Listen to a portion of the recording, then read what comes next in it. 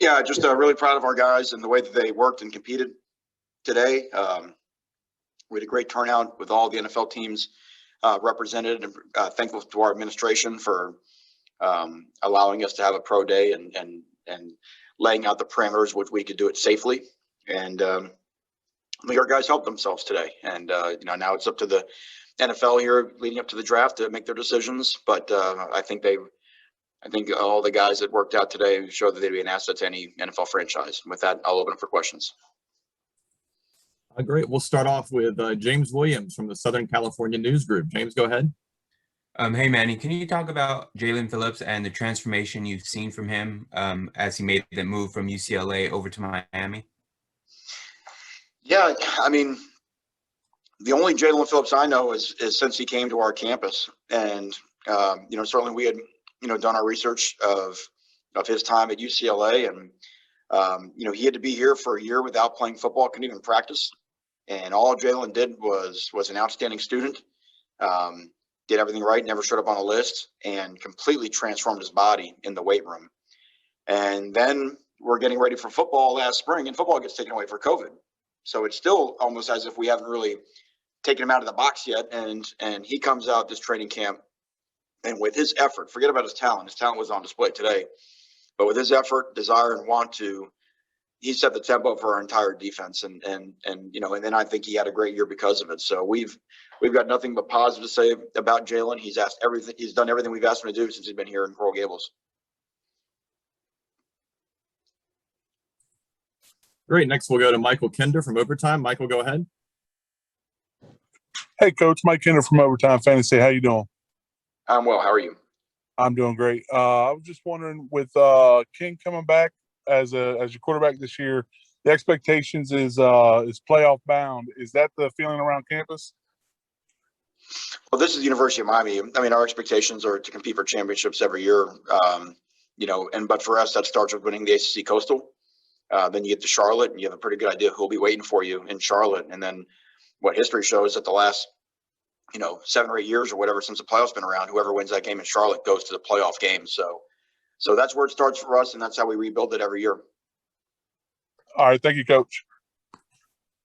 Next, we'll go to Matt Baker from the Tampa Bay Times. Matt, go ahead. Hey, Manny, what are the biggest things NFL teams should know about Jalen Phillips? I think that's it. I think they want to know, who he is off the field and how he's been. A lot of times what NFL players want to know about Jalen and most of the guys is, how do they learn? How are they in the classroom? Can they handle, different things schematically and the things you can't get off of film, the things you can't get off of tape, which is the same thing we do when we turn around, we talk to the high school coaches. So, and that's why they want to verify. They want to verify that Jalen checks all the boxes. A lot of times they're going to know the answer because they've asked other people, and they just want to see you confirm what they've already found out. Next, we'll go to Manny Navarro from The Athletic. Manny, go ahead. Hey, Manny, I think you told me once that Gregory Rousseau might have been one of the best recruits you ever got just because of where he came from and how he developed. I'm curious, a year away from him, how different did he look from the last time you saw him? And did he look better? What areas did you see him improve? Yeah, it's actually funny. I was standing next to a few of our players, Nesta, John Ford, a couple other guys, Zach McLeod, and we were watching Greg from across the indoor, and we're like, did Greg get taller? Maybe we just forgot, not having been around him, how tall he actually is. I thought Greg did a nice job today. Certainly it's tough when you're not in a day-to-day football practice setting and going through those drills, time after time with other people doing it, getting that type of instruction. But look, Greg he's going to do everything exactly the way he's coached how to do it. He's going to try to,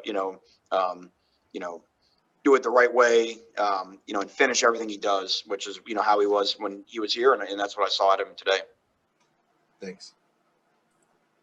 Next up, we'll go to Marla Ridenour from the Akron Beacon Journal. Marla, go ahead. Yeah, Coach, I was just curious about Greg. Second in the nation in sacks behind Chase Young that one season. How do you think it's going to be hard for him to recapture that?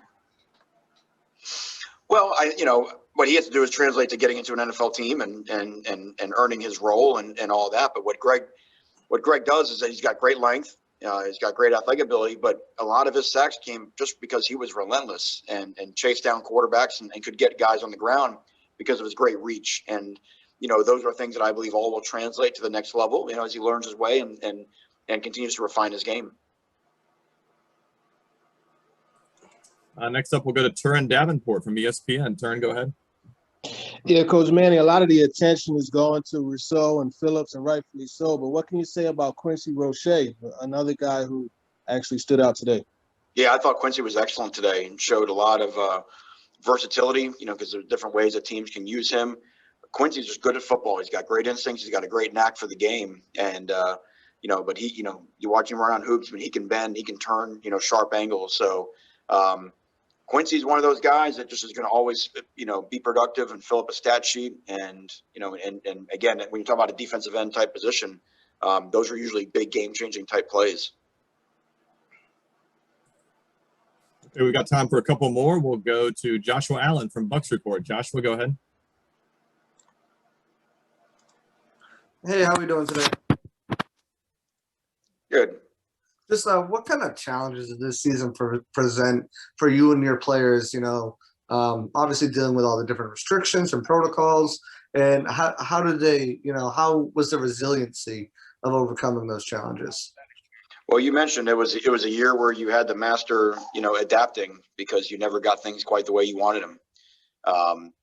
Even our football team adapting to not having Greg Rousseau and a guy like Jalen Phillips stepping up. So I think everybody kind of learned that every day when you came to the building that nothing was ever going to be the way you expected it. I'll be very honest, that really hasn't changed. We're still going through spring ball, and that's still going on right now. And you don't moan about what you wish you had or the way things are when they're normal. You just find a way to adapt and adjust to the way things are now. And I do give the players a lot of credit. It is hard. I sympathize when I see the other sports that are going on right now. It is hard to really express how difficult this has been this year, but it's been so good to have sports back and provide the outlet it does for all of us.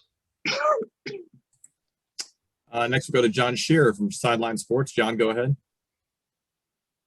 Hello, sir. How are you doing today? Doing great. So I'm curious what it's like for you when your guys go to the NFL and they make a career out of themselves. What does that do for you as a head coach personally? How does that feel to you? Thank you. Well, you're proud of them because you want to see them, be able to fulfill their dreams of making the NFL. But I think the longer you're in this profession, you realize that that's just really one part of it. And, I'm equally as proud when I see them on social media posting that they took their kindergarten to school for the first day or got married or had their firstborn and those type of changes, because football doesn't last forever, as we know. So you want to help them and do everything you can to help them get to the NFL, but you have to prepare them for a life that one day someone's going to tap you on the shoulder and say, you can't play this game anymore. And you want them prepared for that part too.